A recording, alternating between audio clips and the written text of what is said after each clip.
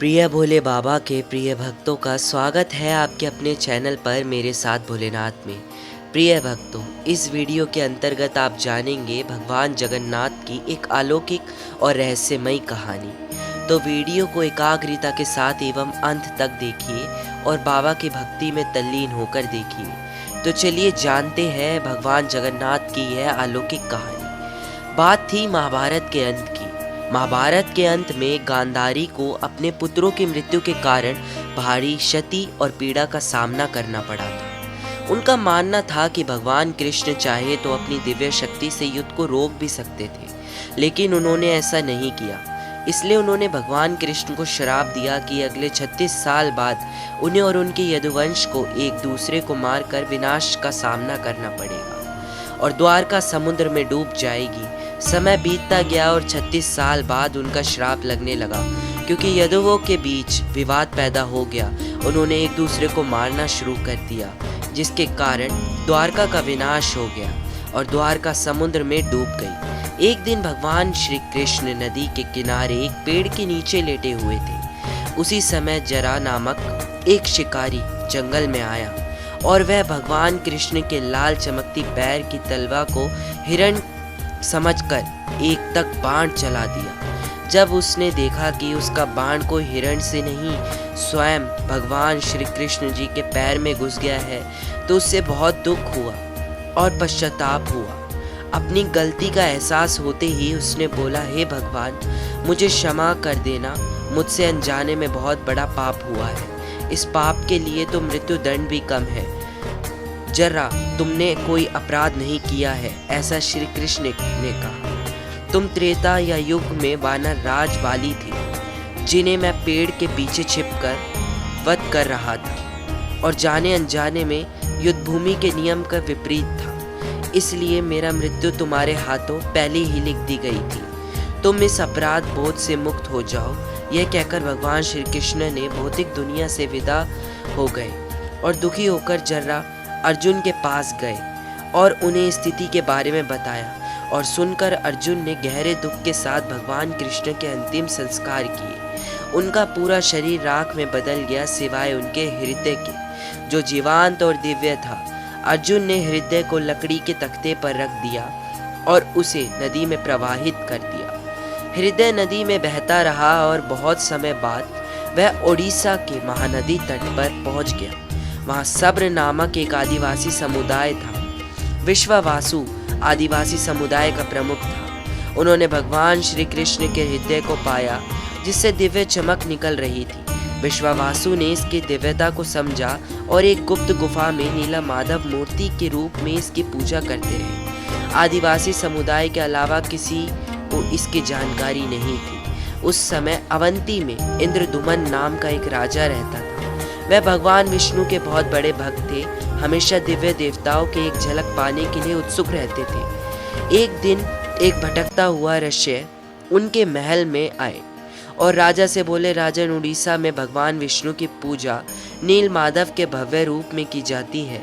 आपको उड़ीसा के भीतर इस पवित्र स्थान का सटीक स्थान अवश्य खोजना चाहिए। राजा इंद्रदुमन बहुत प्रसन्न हुए और उन्होंने तुरंत ब्राह्मण पुजारी विद्यापति को उड़ीसा जाकर नील माधव की खोज करने का आदेश दिया।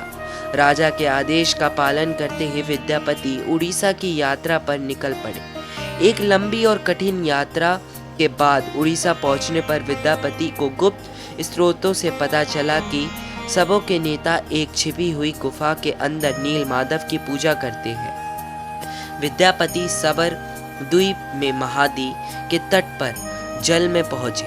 सब्र राजा विश्वावासु ने विद्यापति की अगवानी की। विद्यापति ने विश्वावासु से कहा, महाशय, कृपया मुझे दिव्य पूजा का स्थान दिखाए। यहाँ बहुत विश्वास के साथ आया हूँ। मुझे माफ करो, मैं तुम्हें उस स्थान पर नहीं ले जा सकता। ऐसा उसने कहा।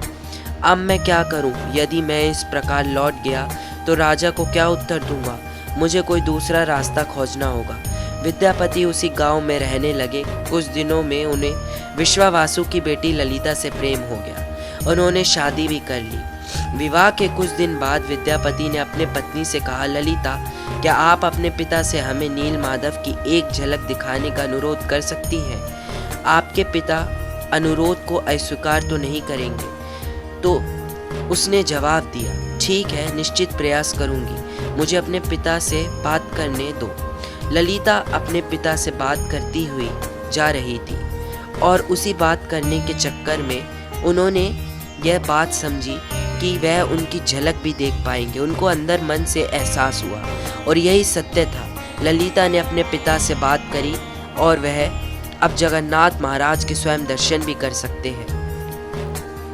लेकिन ललिता के पिता की एक शर्त थी, विद्यापति अपनी आंखों पर पट्टी बांध कर जाएंगे। विद्यापति ने शर्त मान ली, लेकिन चतुराई से कुछ सरसों के बीज अपने साथ ले जाते हैं। रास्ते में छिपी हुई गुफा का रास्ता याद रखने के लिए सरसों के बीज को गिराते हुए जाते हैं। गुफा में पहुंचकर विद्यापति ने नील माधव की दिव्य छवि देखी और मंत्रमुग्ध हो गए। गुफा से लौटकर विद्यापति ने राजा इंद्रद्युम्न को सारी बात बताई। कुछ महीने के बाद विद्यापति ने गुप्त गुफा के रास्ते में जो सरसों के बीज बिखरे थे वह अंकुरित होकर पौधे बन गए। राजा विद्यापति के साथ सरसों के पौधों के पीछे पीछे नील माधव की दिव्य मूर्ति देखने गए।